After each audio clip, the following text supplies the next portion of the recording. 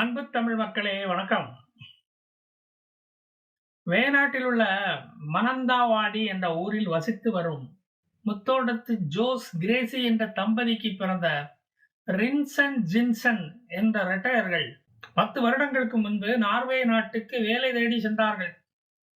கிடைத்த சின்ன சின்ன வேலைகளை செய்து பிழைத்து வந்தனர்.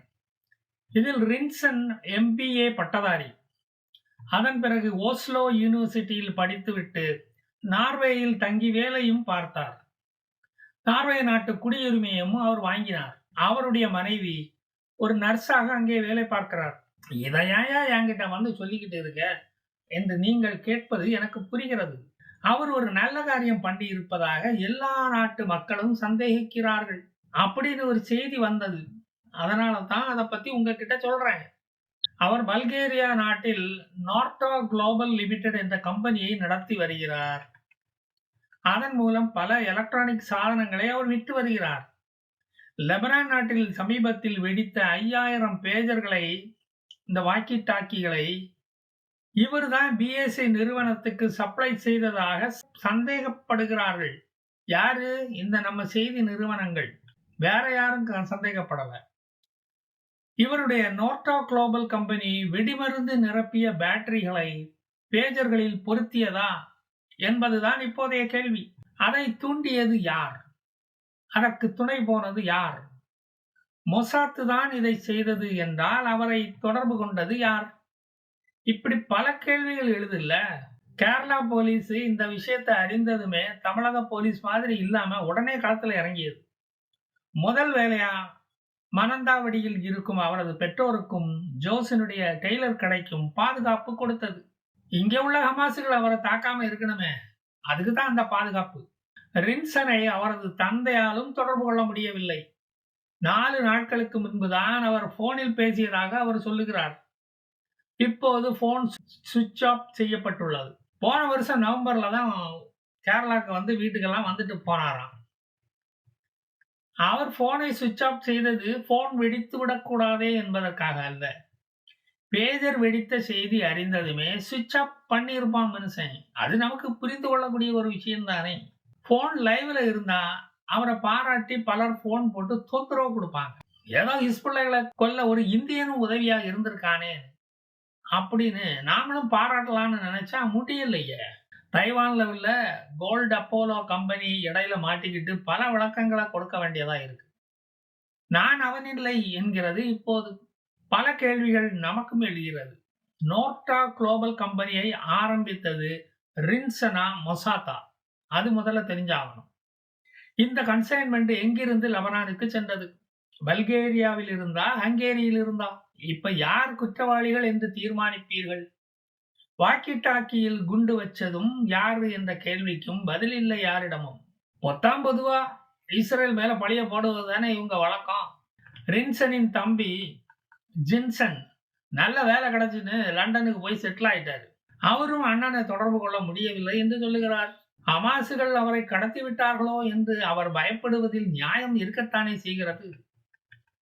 பல்கேரிய செக்யூரிட்டி ஏஜென்சியானது நோர்டோ குளோபல் கம்பெனிக்கு இந்த விஷயத்தில் நேரடி தொடர்பு இருப்பதாக எங்களுக்கு தெரியவில்லை என்று கூறிவிட்டது. குண்டு வெடித்ததற்கும் பல்கேரியாவுக்கும் தொடர்பு இல்லை என்று கூறிவிட்டது. அந்த பேஜர்கள் இங்கிருந்து லெபனானுக்கு போகவில்லை என்று அடித்து சொல்கிறார் அவர். அப்படி போடு அறுவாடு. நான் தான் வெடிமருந்த வச்சேன்னு சொன்னா கூட தப்பில்லை. சாக வேண்டியவனைத்தானே சாக அடிச்சிருக்க. நல்ல காரியம் செய்யும் போது அதை ஒத்துக்கொண்டால் தப்பே இல்லை. இந்த செய்தியை கேட்டு உலக மக்களே உன்னை பாராட்ட தயாராக இருக்கும் போது நீ ஏன்பா போனை சுவிட்ச் ஆஃப் பண்ணி வைக்கிற? உன்னை பாராட்ட பல்லாயிரம் செல்போன்கள் இங்கே துடித்துக் கொண்டு இருக்கிறது. மொத்த 42 பேர் இறந்திருக்கிறார்கள், 350 பேர் காயமடைந்திருக்கிறார்கள். அத்தனை பேரும் போர் குற்றவாளிகள், தீவிரவாதிகள். அதுக்கு ஏன்பா குளோபல் நோர்டா இணையதளத்தை நீ முடக்கி விட்டுட்டு போயிட்ட? விசாரணையில் செப்டம்பர் 17 அன்று நடந்த பேஜர் வெடிப்புக்கு பல்கேரியா காரணம் இல்லை. அந்த பேஜர்கள் பல்கேரியாவில் தயாரிக்கப்படவும் இல்லை. நாங்கள் இறக்குமதியும் செய்யவில்லை, ஏற்றுமதியும் இங்கிருந்து செய்யப்படவில்லை. மூடிட்டு போங்கப்பா என்று பல்கேரியா செக்யூரிட்டி ஏஜென்சி திட்டவட்டமாக சொல்லிவிட்டது. பேஜர் மாடல் AR-924 என்ற அந்த தயாரிப்பு எங்களுடைய தயாரிப்பும் அல்ல. அது கோல்ட் அப்போலோ கம்பெனியின் தயாரிப்பு. பிஏசி கம்பெனியுடன் சேர்ந்து அவங்க போட்ட ஜாயிண்ட் வென்ச்சர். இந்த 2 கம்பெனியும் இத எங்க அசெம்பிள் செஞ்சாங்க என்ற விவரத்தை சொல்ல மறுக்கின்றன. சரி, இனி இஸ்ரேலுக்கு வருவோம். இஸ்ரேல் உன் நிலத்த அபகரித்து விட்டதாக சொல்றியே. நீ ஏன் போலீஸ்ல போய் ஒரு கம்ப்ளைண்ட் கூட குடுக்கல? ஒரு கம்ப்ளைண்ட் இதுவரைக்கும் போலீஸ்ல ரெஜிஸ்டர் ஆகலையே. ஏன்? போலீஸ்னா உனக்கு பயமா? போலீஸ பார்த்தா கால் வலியா ஒண்ணுக்கு ஊத்திருவியா? சரி, கோர்ட்லயாவது போய் ஒரு கேஸ போட்டிருக்கலாம் இல்லையா? அங்க போய் உன் நியாயத்த எடுத்து சொல்லியிருக்கலாம் இல்லையா? யூத நாடு யூதனுக்கே என்று பெரும்பாலான உலக நாடுகளே சொல்லுது. யூத நாட்டில் உனக்கு ஒரு பகுதிய கொடுத்து, சரி நீயும் நிம்மதியா வாழ்ந்துட்டு போயேன்னு குடுத்தா, அத வச்சுக்கிட்டு குழி பறிச்சுக்கிட்டு இருக்கிறியே. நீயும் நிம்மதியா வாழ மாட்ட, அடுத்தவனையும் நிம்மதியா வாழ விட மாட்ட. இதுதான் உங்க அல்லாஹ் சொல்லி தந்தாரா? உன் அல்லாஹ் உருவாக்கிய குர்ஆனிலாவது எங்கேயாவது பாலஸ்தீன நாட்டை பற்றியோ, பாலஸ்தீனர்களை பற்றியோ சொல்லி இருக்காரா? அப்ப நீ உண்மையான முஸ்லீம் இல்ல போல இருக்கு. அல்லாஹ் நேர்மையானவன். அவன் பொய் சொல்ல மாட்டான். உன்ன மாதிரி பொய் சொல்ல மாட்டான். அவருதான் உண்மையான அமைதி மார்க்கக்காரன். கொடுமைக்காரனை அமைதி அடைய வைக்கிறது தான் அவருடைய வேலை. அவருடைய வேலைய காசால இன்னைக்கு வரைக்கும் அவரு நல்லாத்தான் நடத்திக்கிட்டு இருக்காரு. அவருக்கு தான் உன் பேஜரையும் வாக்கி டாக்கியும் வெடிக்க வைக்கிறாரு.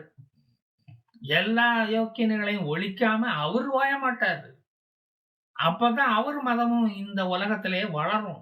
3000 வருஷமா ஒரு இனத்தையே கொடுமைப்படுத்திக்கிட்டு இருக்கியே, அந்த பாவத்தின் சம்பளத்தை தான் இப்ப நீ வாங்கிக்கிட்டு இருக்க. கிங் சாலமன் கட்டிய முதல் கோவிலை இடிச்சு தள்ளிக்கிட்டு உன் மசூதிய அல் குவாசா கட்டி வச்சியே, இஸ்ரேலின வெஸ்டர்ன் வால்ல முட்டை வச்சியே, இப்ப நிம்மதியா முட்டி போட்டு உனக்கு தொழுகை நடத்த முடியுதா? நீ இடிச்சு தள்ளிய முதல் கோவிலுக்கு அடியில் இருந்து அகழ்வாராய்ச்சி நடத்திய போது ஜீசஸ் கிரைஸ்ட் காலத்தில் உள்ள தங்க வெள்ளி நாணயங்கள் கிடைத்தது. ஜீசஸ் உபயோகித்த கோப்பை கிடைத்தது. த ஆர்க் ஆஃப் கோவினன்ட் என்ற ஆர்ச் கிடைத்தது. அதெல்லாம் உனக்கு தெரியுமா இல்லையா? இப்ப உன்னால நமாஸும் பண்ண முடியல, தமாஸும் பண்ணி உன் மக்களை சிரிக்க வைக்க முடியல. அந்த நிலைமையில தான் உன்னை கொண்டு போய் வச்சிருக்கான் உன் அல்லாஹ். 1948ல 48க்கு பிறகு இஸ்ரேலியரும் இஸ்லாமியரும் இணக்கமா தான் நட்பாகத்தான் இருந்தாங்க. ரம்சானுக்கு இஸ்ரேலியனும் அவங்க வீட்டுல போய் பிரியாணி சாப்பிட்டுக்கிட்டு தான் இருந்தாங்க. அவங்களும் ஷாவோட் ஃபெஸ்டிவலுக்கு இஸ்ரேலிய வீட்டுக்கு போய்கிட்டு தான் இருந்தாங்க. காசா மக்களும் இஸ்ரேலியர்களுடன் நட்பாகத்தான் பழகிக்கிட்டு இருந்த அந்த சமயத்துல அப்பத்தான் இந்த ஒட்டக மூஞ்சி தலைவன் உள்ள நுழைஞ்சான். எல்லாம் பாழா போச்சு. அதாங்க இந்த யாசர் அராஃபத் என்ற ஒட்டகம் காசா பாத்திர கடைக்குள்ள பூந்தது. கலவரங்கள் ஆரம்பித்தது. அமைதி அழிந்தது. நான் உங்களுக்கு தனி நாடு வாங்கி தந்து நொட்டி விடுகிறேன் என்று சொல்லி அப்பாவி பாலஸ்தீன மக்களை ஏமாற்றி அவர்கள் மனதில் விஷத்தை விதைத்தார். பெய்ரூட்ல ஒளிஞ்சு இருந்துகிட்டு இந்த பேய் வேலை செய்தது. இஸ்லாமிய நாட்டு தலைவர்களை சந்தித்து இந்த பேய் தனது திருவோட்டை நிரப்பிக் கொண்டு வந்தது. திருவோடு வேகமாக நிரம்புவதை பார்த்த ஒட்டகம் ரொம்ப குஷியானது. இது நல்ல தொழிலாக இருக்கிறதே என்று வசூல் வேட்டையை தொடர்ந்து செய்து கொண்டே இருந்தது இந்த பிஎல்ஓ. போராடி எதுவும் நடக்காமத்தான் கடைசியில ஓஸ்லோ அக்காடுக்கு சம்மதித்தது பிஎல்ஓ. இஸ்ரேலுடன் இணக்கமானார். தலையிடித்த பிறகுதானே நிலைப்படி இருப்பது இவருக்கு ஞாபகத்துக்கு வரும். இது அவருடன் இருந்த அல்லக்கைகளுக்கு பிடிக்காமல் நானும் நொட்டுகிறேன் என்று யாசர் அராஃபத்துக்கு விஷம் வைத்து கொன்று உருவானதுதான் இந்த ஹமாஸ் இயக்கம். அவர் விதைத்த விதையோடு சேர்ந்து வளர்ந்த கள்ளிச்செடியின் கள்ளிப்பால் அவரை கொன்றது. ஹமாஸ் கள்ளிச்செடி இயக்கம் வளர்ந்தது. இன்னும் நிறைய பாலஸ்தீனர்கள் சாக வேண்டியது பாக்கி இருக்கே என்ற கவலையோடு அது வேகமாக வளர்ந்தது.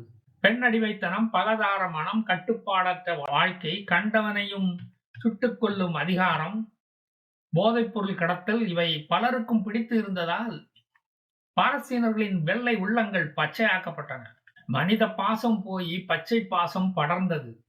மதத்தை வைத்து தங்கள் வியாபாரத்தை துவங்கினார்கள். அப்பதான் மொத்த வியாபாரி அயத்துல்லா கோமனியும் உள்ள வந்தாரு.